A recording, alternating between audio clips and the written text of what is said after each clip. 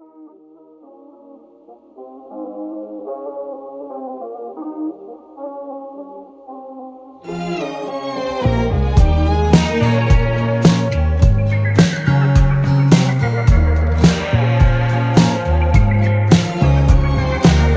knew just what I was getting into, knocking on the door of your hotel room with nothing but a jacket and some fuck me shoes. I knew it was on. I heard you say, ah, ooh, gaga. I knew you were gonna tear your way into me like a present on Christmas Day. I know all about the consequence of getting into bed with you. My heart is saying I don't need that shit, but all of my body is saying I do. Babe, I think that you might be the best drug in Tennessee. Hello. Welcome to Wedded to Wednesday, where we can't really say cover because I might not play it. I'm not going to be singing all of them or playing all of them, but I will say we are going to explore something old, something new, something borrowed, and something blue. So I don't know if this is a 4-song concert or not anymore, but I will tell you why. First of all, welcome to the Baller Dollars of Muchhausen by proxy. Please let me know if I'm coming in loud and clear. I just realized that the dishwasher's on. Yes, it is. We got a chat. Hi, James Mallet. Love you too. Come on in. Come on into Wedded to Wednesday. We're doing a new thing. How's the new time for everybody? I think John in California, so this is like an early show for John 'cause it's 5. But it's not as late for Steven. I've learned today, because I did not realize that Asheville was on a different time zone. Just goes to show you. Okay, let me just pop over here and see if anyone says hello. Hello, Catherine. I will be texting you back very soon. John, hello. Let's see who else is here. Rod Pick. Hi, Steven. Cousin Curtis. Hi, Cousin Curtis. Vince West is here again. Hi, Best Chacon. If you guys are popping in. Caught you off guard, did I? Did you not? I guess I said 7, and I didn't really specify 7 Central, maybe? So anyways, I want to go ahead and dive right in. All right, so why? So why am I doing this whole switch up change? For something old, I want to discuss the old paradigm. Yep, that's right. That's what I want to do. How come we're still over here on Facebook? There's like no picture. Oh well, y'all can see me, right? I'm just going to assume that if you can't, that you tell me. Okay, so I want to talk about the old paradigm. Catherine, are you excited? Are you here? Okay, so I have hit a new bottom, and I've been talking to you guys about it a lot. Just sort of as it has been unfolding, and just sort of like not understanding like why things aren't working, and why am I so tired, and why am I feeling so exhausted, and just something's got to give, just like it not making sense. And I know that I told you last week that I got really into my human design. Well, while I was down in 30A, Santa Rosa Beach, Defuniac, doing the prison thing, with the remaining hours that I had in the day, I took a human design course in the form of a 150 episode podcast called The Beginner's Guide to Human Design with Madeline Evergreen. And I learned so much, in fact. But but more so than the learning, I think, is the resonance I felt with having all of these questions and having had certain questions for a lifetime. And I mean, I'm talking like questions doctors could not answer for my whole life, like trying to explain who I am and why I am the way I am to my parents. And I finally just discovered this modality at this very interesting time. The timing is very interesting because of the paradigm shift. But I have never felt more understood, validated by a modality or an ideology or a discourse as I have with this. So I think like all these things that I've been doing, you know, like becoming an astrological witch and getting really involved with Channy and just like trying to soul searching, all of that has like brought me to this human design thing. So what is human design? Well, I'll tell you because I looked it up because I wanted to tell you.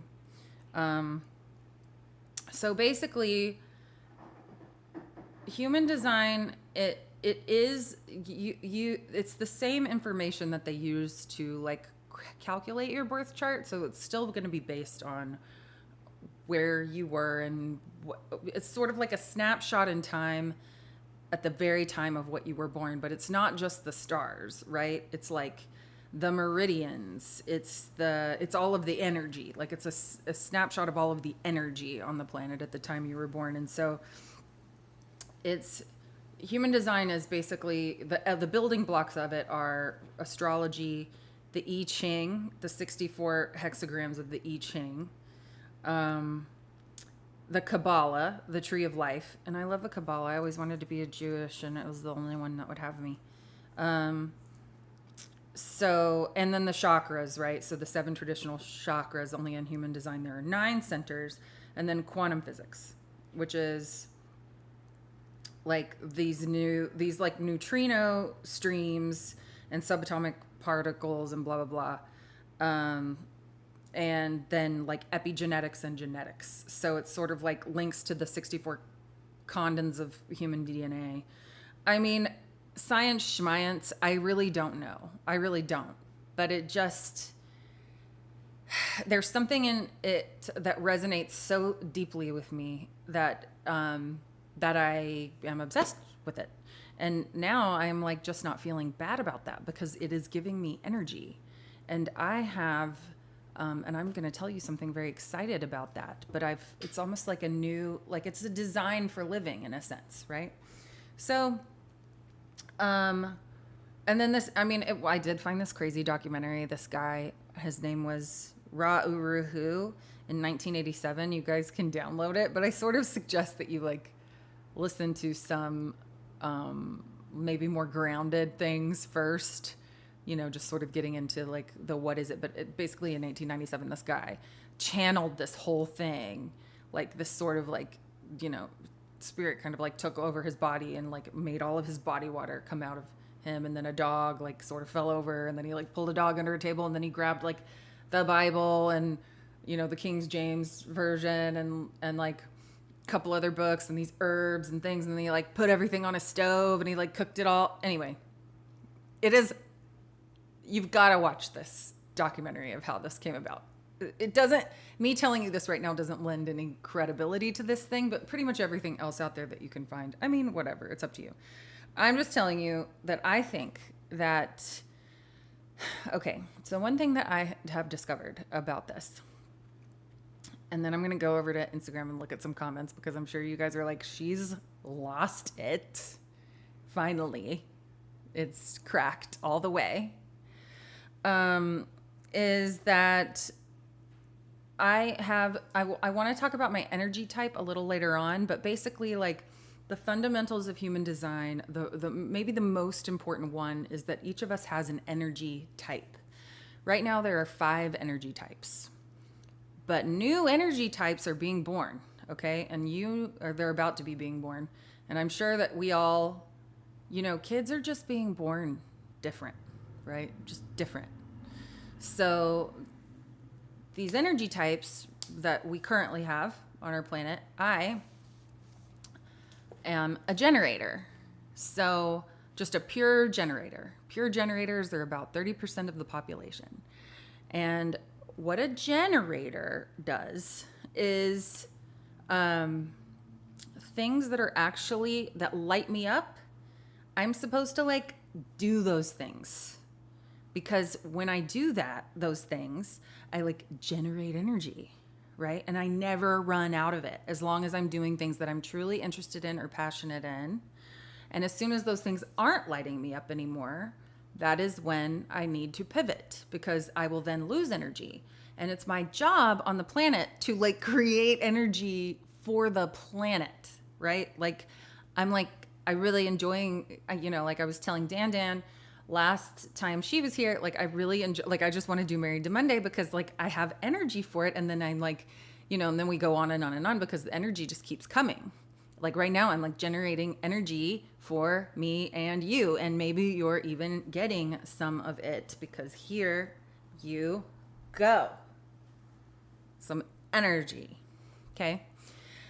So anyway, and I was starting to feel like I'm feeling kind of bad about my Married to Monday choices because I'd be like, oh, I'm out of songs that have blue, and that I'm out of blues, and I don't want to learn a sad song today, or I didn't really learn this cover, I just sort of like phoned it in, or feeling bad because I didn't write a new song and I should be writing more, and I don't want to play my old songs because I hate them, and things like that. And so I shouldn't, right? So I shouldn't do it, because why?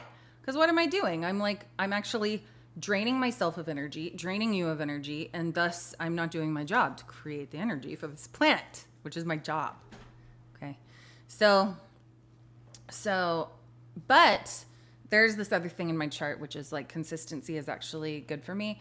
And I just knew Married to Monday isn't something that I want to. I love Married to Monday, even though it's Wednesday. So I didn't want to quit it, but I thought, well, I'm just going to open up the format because I discover these things during the week that I really want to share with you guys. And I really want to talk about these things that are working for me. And I just want to talk about the things that are really energizing me and keeping me going right now, the things that are keeping me sane, even though paradoxically it seems that I am insane. So the first thing that I want to talk about is the old paradigm, something old. All right. Before I do that, I'm just going to come over here and see who's talking to me.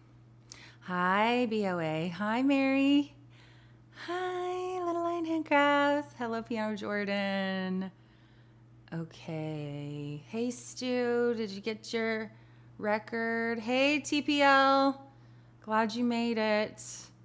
All right. Oh, you guys, Diesel's here. Diesel's here. Hey, brother to the wind. If you're still here. Okay, you're a manifesting generator and you don't know what that means. Great. I'm so glad that you said that.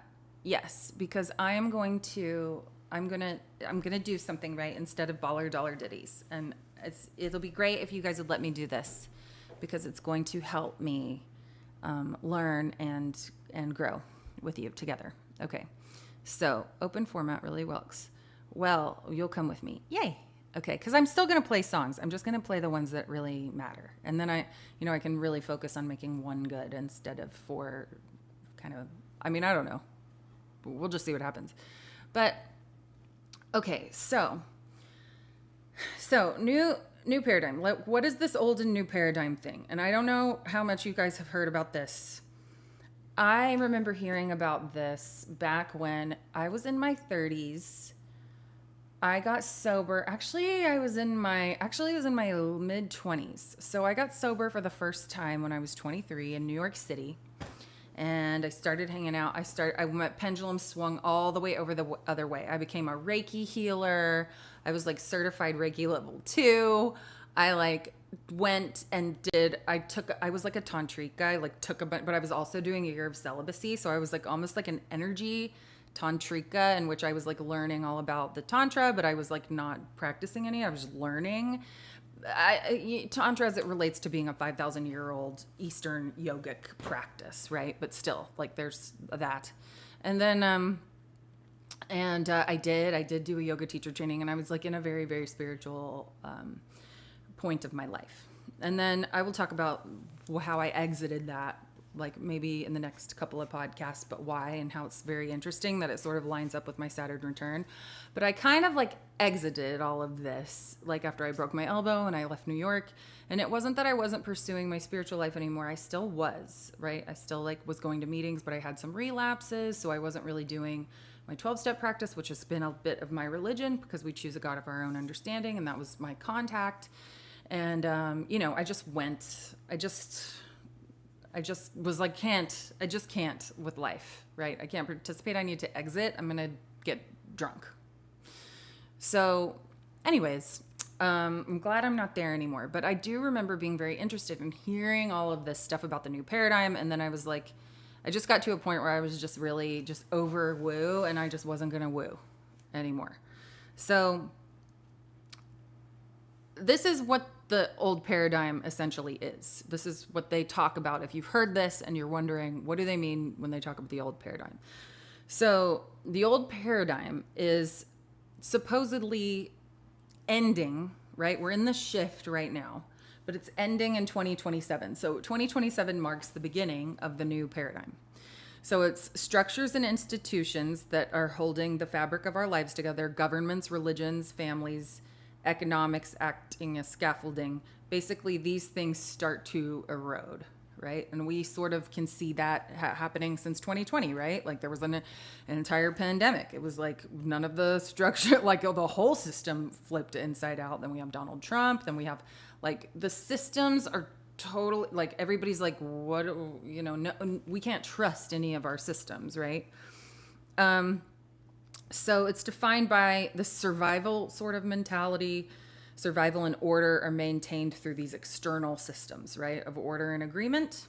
Value comes from one's ability to uphold and serve the tribe to keep the machine running. The mind seeks answers from outside of the self, relying on inherited frameworks of what it should be, right, like all of the conditioning. Life feels rooted in material survival, food, money, shelter, as if the earth beneath our feet is the only ground that we stand on. And of course, you're like, yes, I'm on planet Earth. I'm in a third dimensional reality. And this is how we've been experiencing it forever. And anything else is spiritual bypass. Well, valid. But like, there's this thing in terms of, I mean, why shouldn't, just think about like my mother, right, who was born in 1954. Could she even conceive of this ChatGPT thing happening? And how much, I think about this all the time with my brother being in the prison. Like when he gets out, like what is the pace of the world going to feel like since he has essentially been behind a wall since 1990? Without the ability to like use the internet, right? So like, if you think just about like the speed of things and the evolution of things, like to me, it makes sense that it would have to evolve in a certain way just because of the speed, right? The speed between the time between we have a thought and then that thought manifests into a thing, even just with Amazon, that is faster because you can have a thing, want a thing, and it'll show up on your doorstep the next day. And it's just kind of feels that it's going so fast, like things are accelerating so much that if you can't find a way to ground, you just sort of lose your mind, which is kind of what has been happening to me. I've been losing my mind. So we really sort of owe this to our generations because they didn't, figured out how to survive before they knew how to make a fire, and then all the way up to like my mother, who was very much like Maslow's hierarchy of needs, like how are we going to put food on the table, and then she like gives birth to this like, whatever it is that you would call me, where I'm just like walking into front of oncoming traffic and somehow not dying, and she's just like, we don't know, like nobody knows how Caitlin's going to make it. Like everybody was so worried when I went to New York because they were like, how am I going to survive? And I was totally fine. I'm like, I have to bring it up and tell them all the time. Like you do realize that I lived for a decade in New York City without any help and I'm fine, So, but I have had a pretty different way of like functioning. I had a different kind of a guidance system. And the more I've worked against that and tried to do things the way that other people think that I should do them, you know, because I actually have really believed that. It's so beat into me that whatever it is that I think I should be doing is probably wrong. And I just probably should be ashamed of it. And I'm probably just going to make a joke about that because I can't really change certain things. But for the most part, I need to be, figuring out how to do my taxes, okay, and other things that people think I should do. So what is the new paradigm? What is this thing that's happening in 2027? So the structures begin to erode, which we discussed, revealing their impermanence, right? So our attachment to, or our conception of what is permanent or what is matter, right, will change. Like our definitions and our experience of them, authority, hierarchy, institutions lose binding power. Instead of being propped up by systems, humans are sustained by their own frequency, as though we live on the air we breathe. I have heard that. I have heard that like more energy will be generated from like breath work and we won't like need food as much, which is just really hard for me because I have like a lot of food addictions, which is something that I've been addressing through this work too. The foundation shifts inward. Each person becomes a self-contained authority navigating life through inner resonance, right? So conditioning isn't going to matter as much. Community is no longer formed by obligation, but by the magnetic pull of authenticity. Can't you feel that? I mean, that's kind of like what's happening here, like on Wedded to Wednesday. You know, it's just like I came on here and I just started being super authentic with you guys. And like, I make this joke about my 8 friends because it's about 8 people who resonate with that, but that's enough, you know, and it's like out of a need I have to have one place where I can just like I mean, maybe it is a bit of a cry for help, but it's just like, gotta try something, you know, and really it's all trial and error, like everything that I'm doing here. I mean, I can't believe I'm coming on here talking to you guys about the old and the new paradigm, because I'm going back woo. I am wooing out. Okay, so life becomes about awareness and not survival, right? So apparently life does get easier, like the survival thing, and it becomes more about awareness, the realization that our true security is in our consciousness and not this crumbling scaffolding around us. So obviously you would need to sort of lean into and adopt this kind of ideology if you do believe in any kind of a law of attraction things, because otherwise it's going to be very difficult to live in old paradigm thinking in the new paradigm. And the human design thing is extremely helpful as it sort of explains this, because it wasn't just this guy Hugh in 1987 when he channeled this. He did talk about, you know, this 2027. He says, tied to the end of the global cycle cross of planning.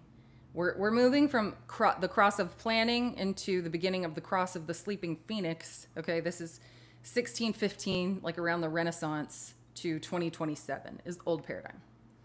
And like, you know, other people, like astrology calls this the age of Aquarius. The systems theory and complexity science talks about like how large... Steven, I just got your baller dollars. You made them really fun. Okay. Points to how large scale social systems destabilize. Okay. Ideas of phase transitions. Let's see. Evolutionary biology, epigenetics, depth psychology and transpersonal psychology, and then like new age metaphysical ideologies all acknowledge this new paradigm thing.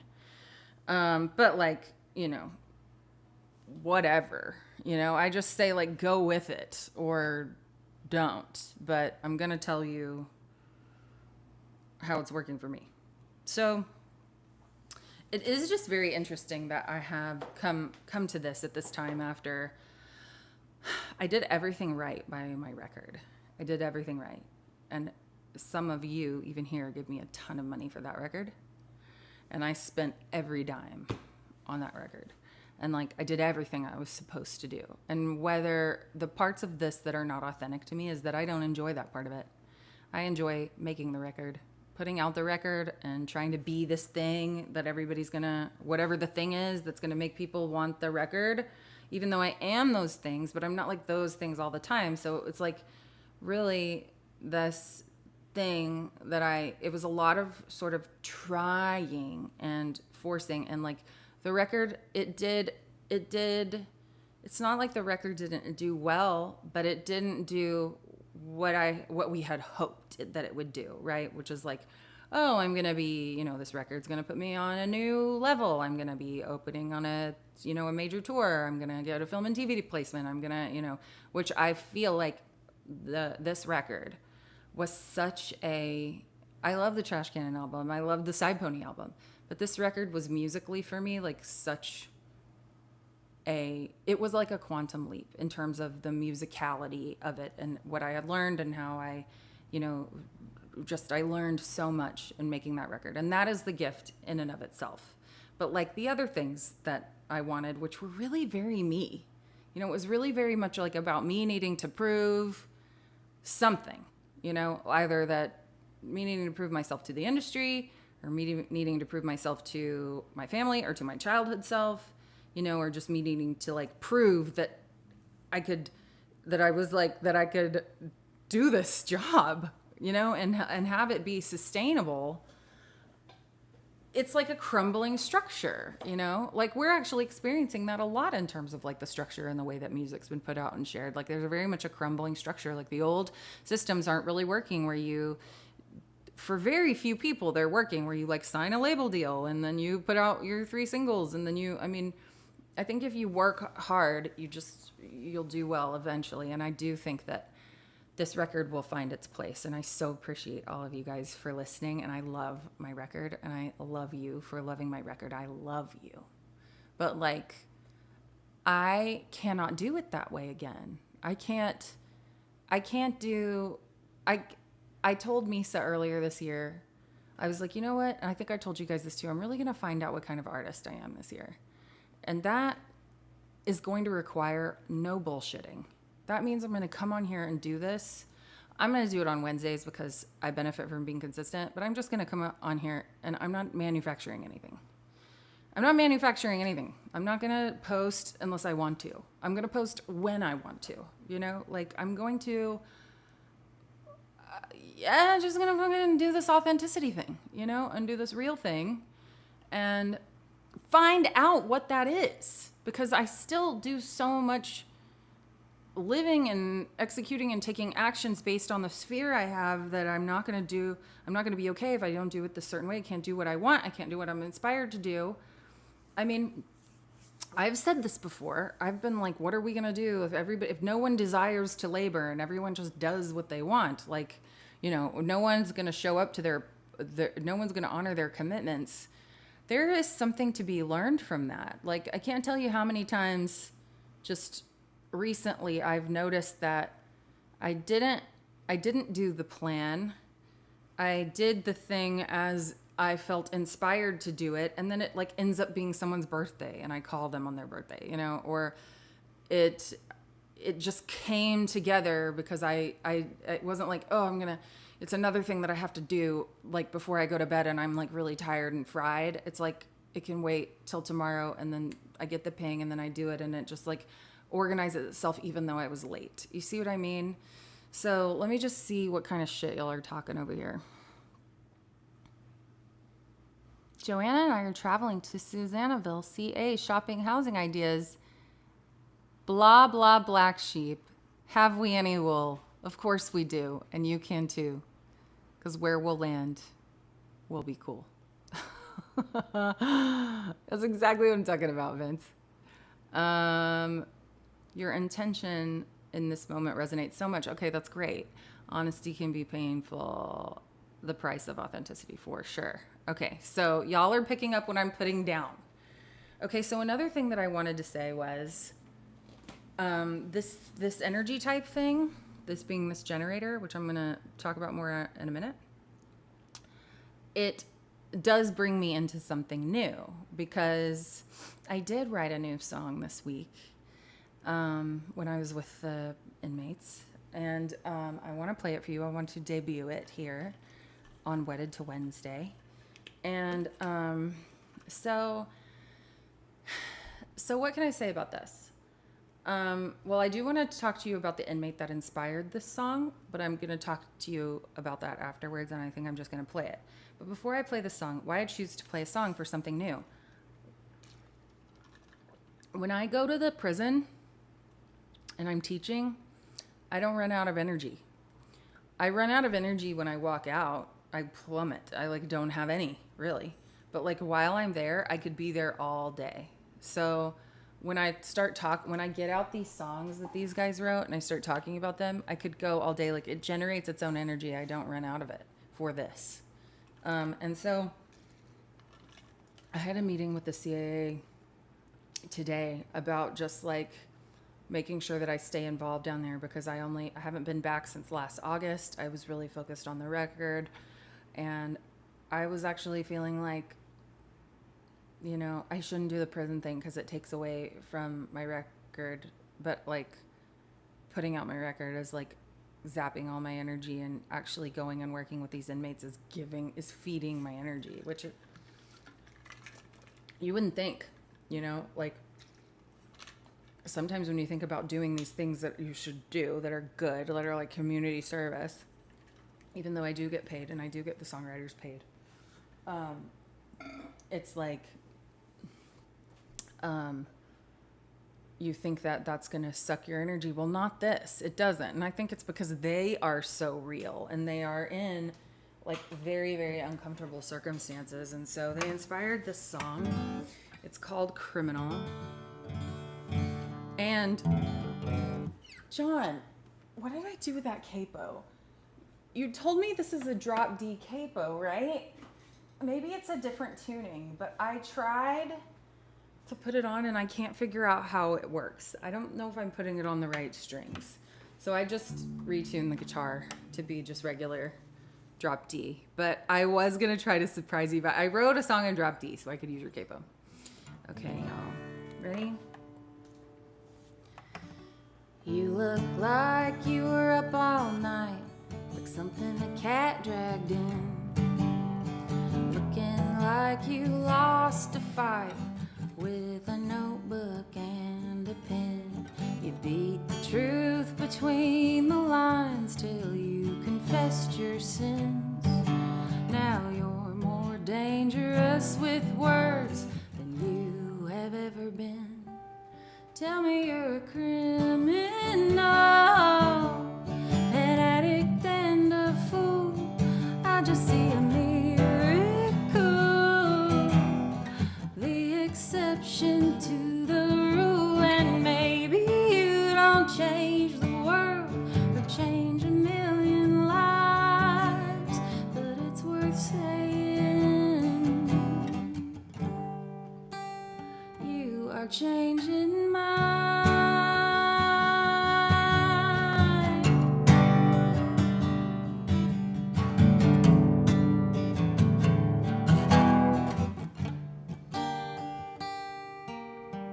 You shouldn't even be here, you probably shouldn't be alive.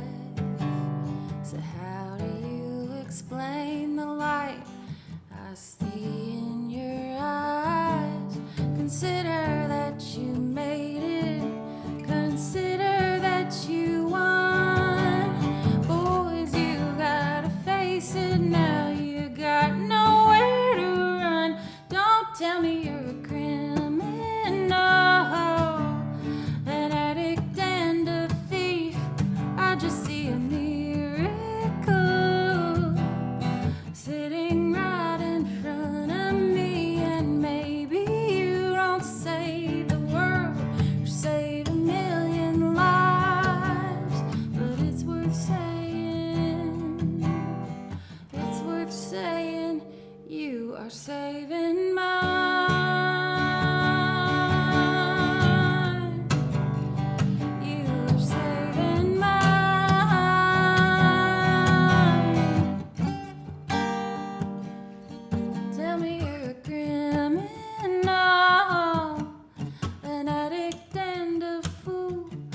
not just see a miracle, the exception to the rule, and maybe you don't save the world or save a million lives, but it's worth saying, it's worth saying you are saving mine.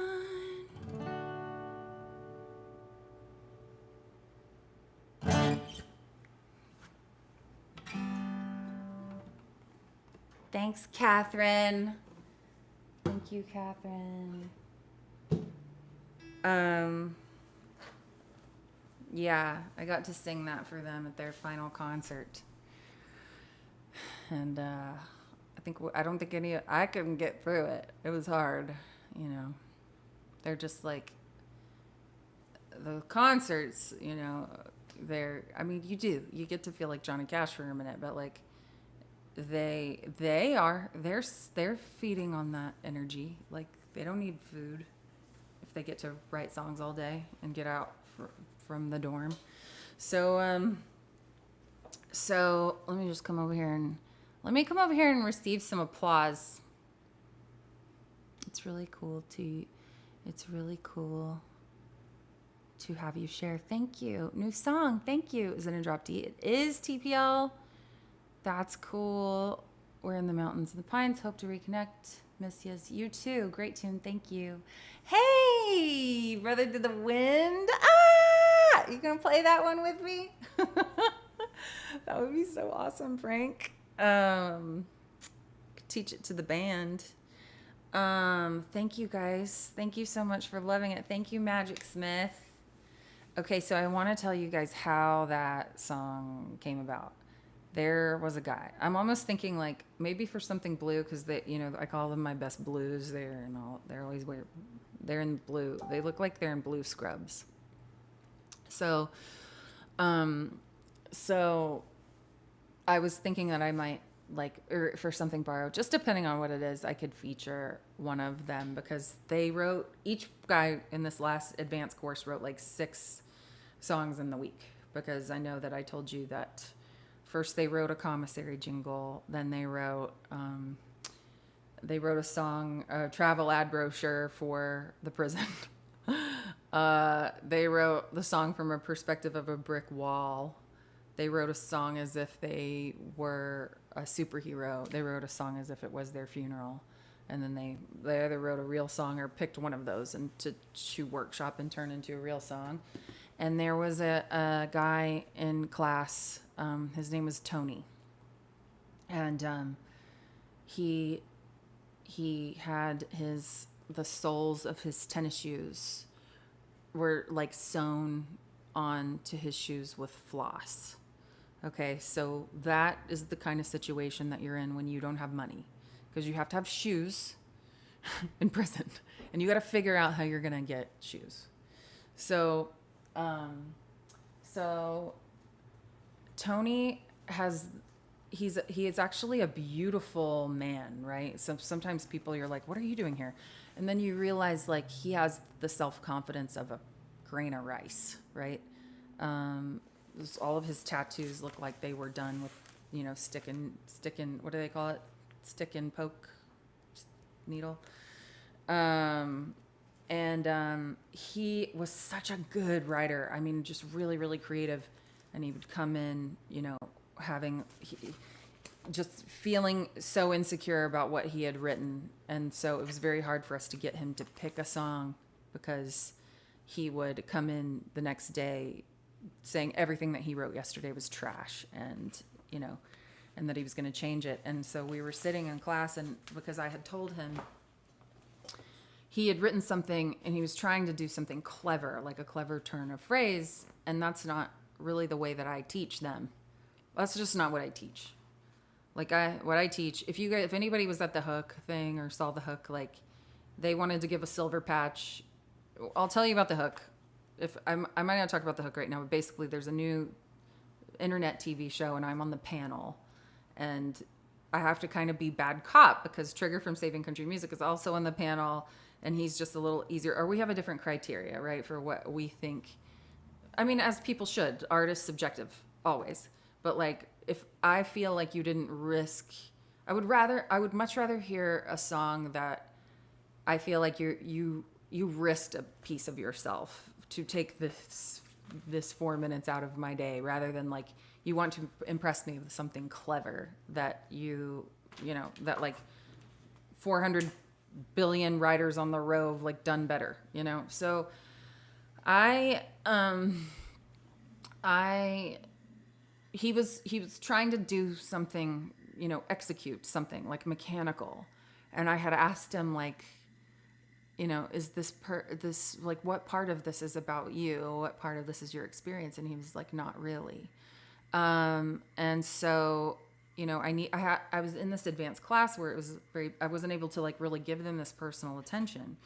And so, I gave him an assignment that night, which was, he said something. He said, I'm just a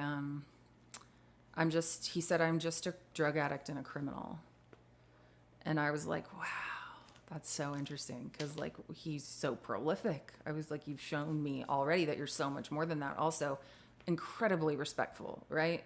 Working so hard, just like busting his ass to try to find some truth, And so I encourage them. I told you guys I'm not into the censorship thing, and I encourage them to write about that stuff. I do want to read you his superhero song. So his superhero song is called Super Villain. Okay, and I'm gonna just try to do this. He raps like really fast, so I'm probably not gonna do that justice. But he says, "You won't catch me in no goofy spandex. Try to touch me and you'll be left handless. My go-go gadget, pimp pan smack, will attack so fast you'll lose your mustache. When I uppercut, I hear whoopsie. When I escape, I drive a hoopty. 'Cause that's all I can be. Super villain, if you please." That was his chorus. "I break down into 5 mini-me's. We'll stomp you out with our little feet. 'Cause that's all I can be. Super villain, if you please." I was like, what? You're going to break down into 5 mini-me's? Like, how did you even think of that? Like, I wish I had thought of that. But we don't want me to become 5 mini-me's. That would be, I don't know what I would do. I don't know what I'd do with myself. So it was like, he was coming with stuff like that. And I was just like, man, you're an incredible writer and you have this brain. I've never heard anybody have a brain like this before. And, I'm just trying to sort of boost him up. So on this other song, I was like, okay, if you're going to write a new song every day, I'm going to need you. This was like 2 days before the concert. I was like, I'm going to need, he had said something about, like on paper, that's all you can find of him. And so I just stopped him and I was like, okay, go ahead. Throw everything. You know what? That's interesting, Catherine. And I'm sure there was a ton of it. I'm sure there was a lot of neglect too. And I just don't know, because it was the advanced course and I didn't get into it with them, but their opportunities do arise where I can learn more about them. But at the same time, because I teach other trainers to do this work now, like there's a line, right, with the personal boundary that everybody sort of has to find for themselves. So, but I'm sure there was, just, it's heartbreaking for sure. And so I had told him, I need you to write me that. Like, that's what I want. I want to hear about you on paper, right? And sort of trying to get him this juxtaposition of like what he is on paper, right? Like his record, like the only things that you can find about him. And also like what he is on paper, right? Being this like incredible, just the potential of this brain is unreal. So the very last day he got up and he performed a song called My Record. And I'm also going to try and do it justice because he raps really fast. Okay. So he says, I remember the days when I had a blank canvas, couldn't wait to skate, claiming I hate campus. Bad things made my mind state tantric, need to stay cool. Do not get frantic. The only record you can find of me are of my crimes and my misdeeds. My heart just might be full of holes, but flows all love, outflows all the love that my heart holds. Okay, I'm gonna try to get that right next time. In high school, the first time I got arrested, if it wasn't public record, you would never guess. I went there, no photos, no yearbook. I didn't graduate. But to see my booking photo, just type my name. 'Cause the only record you can find of me are of my crimes and my misdeeds. My heart might just be full of holes, outflows all the love that my heart holds. Which is so...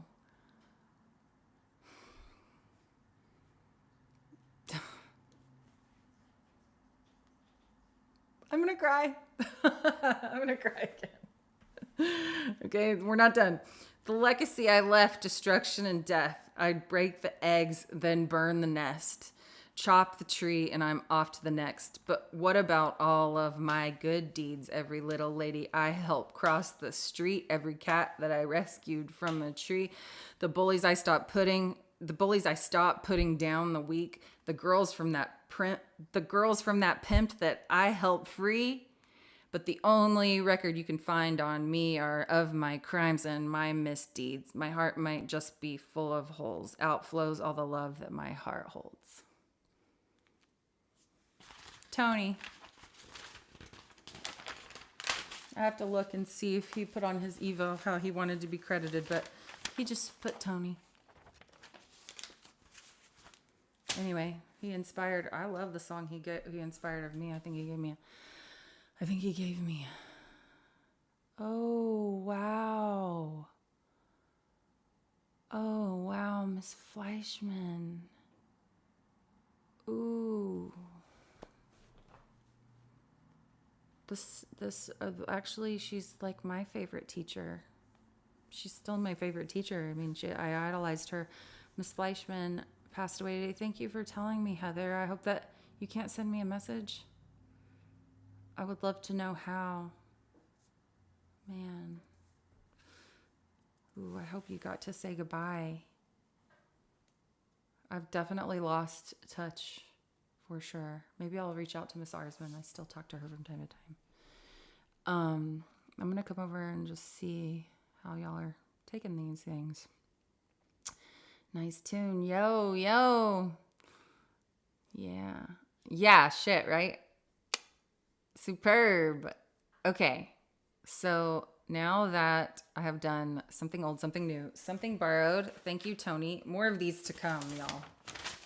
I mean, I have some, they wrote killer tunes, and I love them, and I love talking about them, and it keeps me connected to them because I forget, it doesn't take long for my head to go all the way back up my own ass. And I'm going to say a prayer for Miss Fleischman. So what I want to do is at 7:48, we're making good time. Something old, something new, something borrowed, something blue. I am very excited for something blue. And I'm going to tell you why. Okay?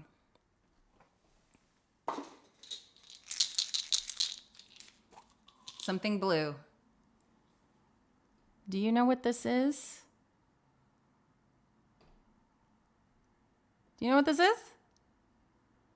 Anyone? Bueller. Do you know what this is?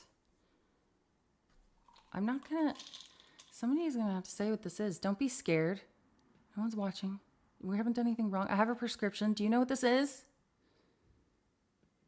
Do you know what this is? Somebody talk to me.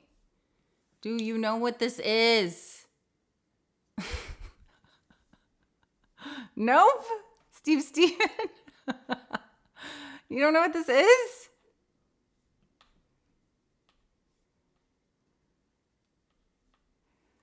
I will tell you. This is my Adderall. Okay? This is the Adderall that I have not taken in 8 days. 8 days. This Adderall. So you didn't hear it here, but I'm going to have surplus. But anyways, this Adderall that I haven't taken in 8 days, that is impossible. It's impossible that I haven't taken my Adderall in 8 days. It's impossible. Okay. So for something blue, I wanted to talk about the fact that I haven't taken my Adderall in 8 days and why I believe so much in this human design. Okay, so how did this happen? How did this happen that I was able, because, I like to talk about my addictions a lot, and I like to make jokes, and I like to sing Dr. Dealer, and maybe I will do Dr. Dealer next week.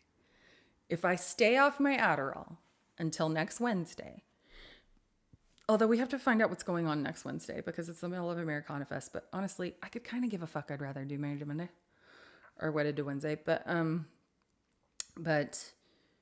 and I'm playing it, if anybody's in town, I will be playing at Eastside Bowl on Tuesday. So you guys should come if you're in town at 9. So probably could do Wedded to Wednesday. Unless it's the award show. And I think it is. Okay. Well, we'll figure it out. Maybe we'll have, Thursday reception. I don't know. I can't think of the cute alliteration pun, but essentially, the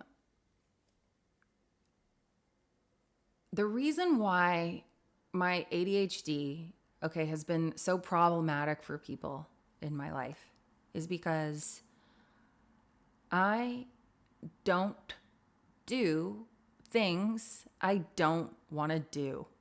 I don't do them. I don't open my mail. I don't do things. I can't do things I don't want to do. You want to know why? Because I am a generator, energy type, according to my human design, and I will die if I do it. I cannot open my mail. Maybe I can tomorrow. Actually, kind of right now, I kind of do want to open my mail. Like, it's kind of fun, So I should do it now. I should do it now when I want to do it. But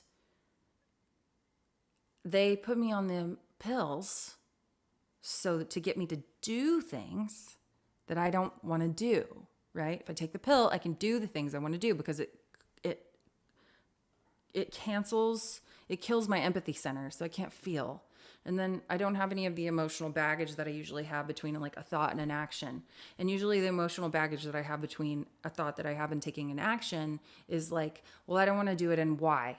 And then like a bunch of analysis about why I don't want to do it. And all of this like weird emotional entanglement usually involving letting people down and just like these themes that continue to repeat in my life and sort of like reinforcing these narratives that I'm also now kind of starting to realize like never needed to be the narrative. So I cannot believe that I did this during prison because normally I need to take one as soon as I go into prison and then I need to take another one as soon as I get out. And I was like, you know what? I'm just going to stop. I'm going to stop taking it. I'm still on my SSRIs. I'm still on my Robutin. That is feeling very good. But this is like where the real chemical dependence comes in. This is where I have to be really careful about the energy. This is where I have to be careful about the personality change. This is where I feel like the addiction comes into play. This is where I feel like I'm afraid. I'm afraid not to take this. And what will happen? I have to have it. It is a crutch, right? Like I don't believe I can live without it. But here I am 8 days not on my Adderall. Why? Because I only did what I had energy for. And when I ran out of energy, I laid down until my energy came back. And then I was like, I like scan my environment. I'm like, what is it that I want to do? Do I need to go outside and go for a walk? Then I just go outside, go for a walk. Okay. Do I, everything is a choice. And I just continue to make the choices about the things that energize me. And now I haven't taken my Adderall for 8 days. And if I can put another 7 days together, then I'm going to play Dr. DLR as loud as I can for you next week, because it will be a miracle. I have been so stressed out. I've been thinking I'm going to be on this for the rest of my life. I've been thinking that I am going to kill my adrenal center, and that I never really will know myself, and I never really will have internal guidance, because it is bypassing my vagus nerve and my sacral authority. And like, how can you really know, oneself when you have, that doesn't mean that other people don't need to be on it. And like, I needed it. I really needed it. It got me through some crazy shit, but I don't believe that I need it in the new paradigm. I really don't. And so this is another reason why I'm feeling so, I just can't, I ain't no doctor. Lord knows. I probably could get a PhD on something. But to be able to just be an example of somebody who was able to get off these pharmaceuticals that they were so dependent on, using like a very easy to follow sort of map, like of a spiritual map, like that would be something I would want to know how that person did that. So I'm going to be talking about that. And so here's what I want to do for your baller dollars. So if you guys are interested in learning about your energy type, okay, because there are 5 different energy types, and I already asked Mary what her birthday was, so we'll definitely be doing Mary's last week. But what I think is, I know, isn't it, Catherine? So what I think is, if you send me your baller dollars tonight, like right there, you can just Venmo me baller dollars. You can Venmo me $2. I don't care. I prefer 5 just because, I did plug in these like 2 lights. Also, the water bill was high this week. Anyways, but if you send me your baller dollars, then you automatically are entering yourself into me, giving you the human design of your. I want to help you guys understand your energy types. So we'll be going over that next week at some point. And so if you've sent baller dollars, send me a DM. Let me know your birthday.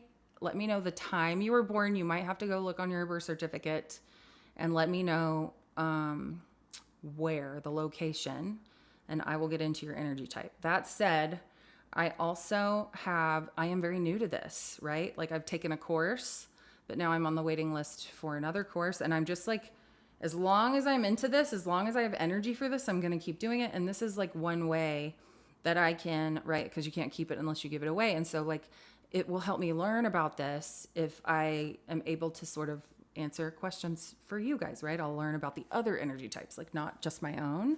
But I do have like a pretty vast understanding of it. And I really like, you got to break it down bit by bit. But I think it is a very good idea for me to do this, because I haven't had my Adderall in 8 days. And look at me go. It is a goddamn miracle. Hi, Irvin. Okay. I did hear some. Ooh, yay! Come on in, Todd. I'm definitely gonna, you guys, I am gonna be giving you these readings tomorrow. So thank you so much on next Wednesday. So go ahead and, it's open. So we'll go over all of them if everyone's all of them. If not, we'll just go over, we'll definitely be going over manifesting generators, because we know that Mary is that. So if you can stand it, don't look it up yet. Or you can look it up and then you can see if you think that my interpretation of what your energy type is like on the ball for you or not. Okay, I want to go back here and just see who's talking. Viagra. Do you know what this is? Fuck it, tied to Tuesday. Tied the Tuesday knot. Thrashed on Thursday. Perfect. Hi, the Hook Songs. Isn't it amazing? You already did this for me. Okay, yes, except I didn't really understand it then, right? So when I went through that for you and I was just like reading off the site, like now I have like a very comprehensive understanding and I can sort of put it into my own words. And you and I, TPL, we're like our personality profiles like supposed to like get along really well because are you a 3-5 or a 5-3? I can't remember. But anyway, manifesting generators, it's basically the same except for manifesting generators are like a little cooler. Pure generators just like basically get to have all the fun. Like manifesting generators are still generators and still get to have fun, but they also like you have a responsibility to like manifest things for the future of our collective consciousness. It's like part of what your job is. It's not my job to do that, believe it or not. But that doesn't mean that I'm not a manifester, okay? Because all human beings manifest. That is how it works.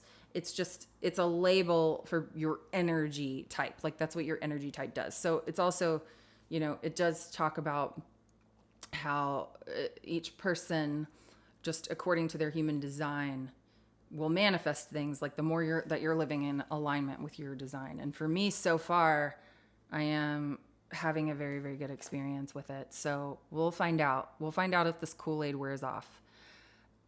It's been 8 days it's been like 4 or 5 weeks with human design, 8 days without Adderall. I also had, if you guys know my friend Scarlett Egan, who's a really great songwriter, she is also took a certification to do readings. And so she can like read your own chart. I just want to answer like bits and pieces of questions.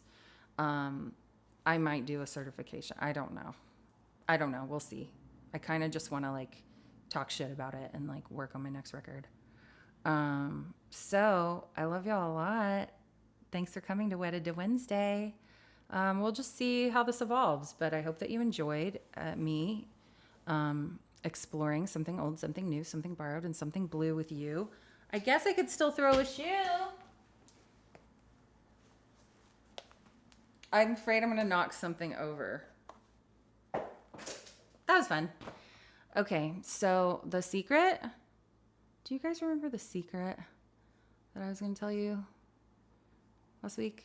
Does anybody remember what that was? Because I do. I'm pretty sure it had something to do with a banana. Do you guys remember this? The secret about the banana and how my brother told me this crazy story about this banana and how we know that magic is real and witches are real and fairies are real.